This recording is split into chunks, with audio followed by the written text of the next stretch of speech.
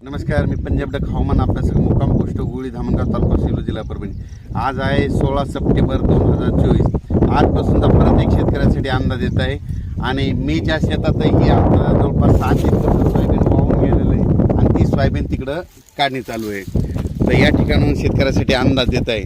तर ह्या शेतामधून काय झालं, पाणी गेल्याच्या नंतर काय झालं, संपूर्ण नुकसान झालं। तर एवढाली झाडंसुद्धा वावो ह्या शेतामध्ये आलते आणि त्या शेतात आता सोयाबीन काढणं चालू आहे। कशामुळे काढणं चालू आहे तर परत सांगतो की शेतकऱ्याला की राज्यामध्ये तुम्ही काय करा, 21 तारखेपर्यंत तुम्ही तुमचं सोयाबीन काढून घ्या। कारण की राज्यामध्ये 21 तारखे ते जवळपास 2 ऑक्टोबरपर्यंत मुसळधार पाऊस पडणार आहे। मागं जसा पाऊस पडला तसंच पाऊस पडणार आहे। आणि तुम्हाला एक माहीत असं म्हणून सांगतो, ह्या शेतातली आता सोयाबीन कशामुळे काढत आहे, कारण की इथं 24-25 तारखेला इथून परत एकदा पाणी जाणार आहे आणि परत पाणी गेल्याच्या नंतर हे पीक राहणारच नाही। म्हणून हे सोयाबीन काढत असताना तुम्हाला मुद्दाम म्हणून हे व्हिडिओ करत आहे। म्हणून तुम्ही देखील काय करा, 21 सप्टेंबरपर्यंत तुम्ही काय करा, तुम्ही तुमची सोयाबीन काढून वळे लावून ठेवा। कारण की राज्यामध्ये 21 सप्टेंबर ते 2 ऑक्टोबरच्या दरम्यान 10 दिवसामध्ये खूप पाऊस पडणार आहे, मुसळधार पडणार आहे, ओढे नाले वाहणारा पडणार आहे, नदीला देखील पाणी येणार आहे, वड्याला देखील पाणी येणार आहे, काही ठिकाणी पुलावून देखील पाणी जाणार आहे। म्हणून हा अंदाज लक्षात येतात। पण राज्यात एकंदरीत परिस्थिती बघायचं झालं तर 21 तारखेला तो पाऊस पूर्व विदर्भाकडे येणार आहे, तिथून लगेच ते पश्चिमी विदर्भ, त्याच्यानंतर मराठवाड्याकडे येणार आहे।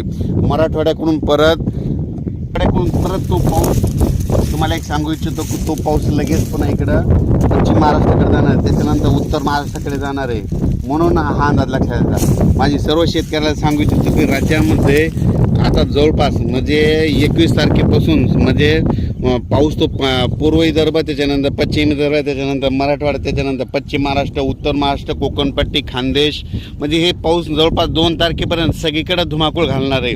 म्हणून हा अंदाज लक्षात घ्या। आणि तुम्हाला एक सांगू इच्छितो, आणखीन लातूरकडं म्हणजे मांजरा धरण आहे, तर त्या धरण देखील ह्या पावसामध्ये 30 तारखेपर्यंत भरून जाणार आहे। म्हणून त्यांच्यासाठी आनंदाची बातमी, माजलगावचं एक धरण भरायचं राहिलेलं आहे, ते देखील आता ह्या पावसामध्ये 30 तारखेपर्यंत भरून जाणार आहे। मग ही त्यांच्यासाठी आनंदाची बातमी। येलदरी धरण 78-79% झालेलं आहे, ते बी 20% ह्या पावसात भरून जाणार आहे, कारण की विदर्भात खूप पाऊस पडणार आहे। म्हणून हा अंदाज लक्षात येतात। पण सर्वांना माझी एक कळकळीची, ज्यांचं उडीद किंवा सोयाबीन काढायचं असलं असं तर तुम्ही काय करा की काढून घ्या। कारण की राज्यामध्ये तुम्हाला एक सांगतो की मोठा पाऊस राहणार आहे, त्याच्यानंतर खरा जास्त पाऊस मात्र 23 पासून जास्त पाऊस पडणार आहे। 21-22ला सुरुवात करणार आहे, पण 23, 24, 25, 26, 27चा पाऊस मात्र मुसळधार पडणार आहे। म्हणून हा अंदाज लक्षात घ्यायचा।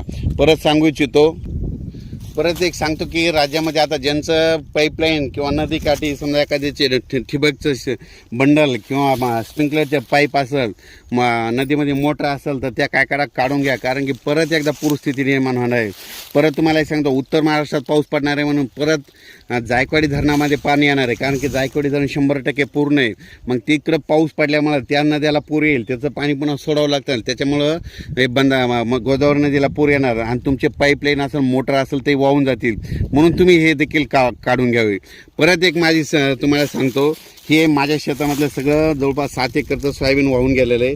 ही आता काढणी चालू आहे, कारण की इथं 23, 24, 25, 26 तारखेला इथून परत पाणी जाणार आहे आणि ते पाणी गेल्याच्या नंतर परत तुम्हाला इथूनच व्हिडिओ टाकणार आहे। म्हणून हे एक तुम्हाला या अंदाजामध्ये सांगणार आहे। म्हणून हे मी स्वतःच्या शेतातलं देखील सोयाबीन थोडं हिरवं देखील असताना, म्हणजे थोडं हिरवं असताना देखील काढून गेलो।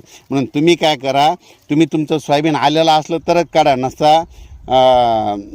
नसता का म्हणजे त्याची जास्त रिक्स घेऊ नका। हे कारण कशामुळे काढायला, कारण की तो आमचा नाला फुटलेला आणि ते परत आता पावसाळ्यात बुजवणं होत नाही, त्याच्यामुळे हे आमचं तसं सोयाबीन काढून गेलो।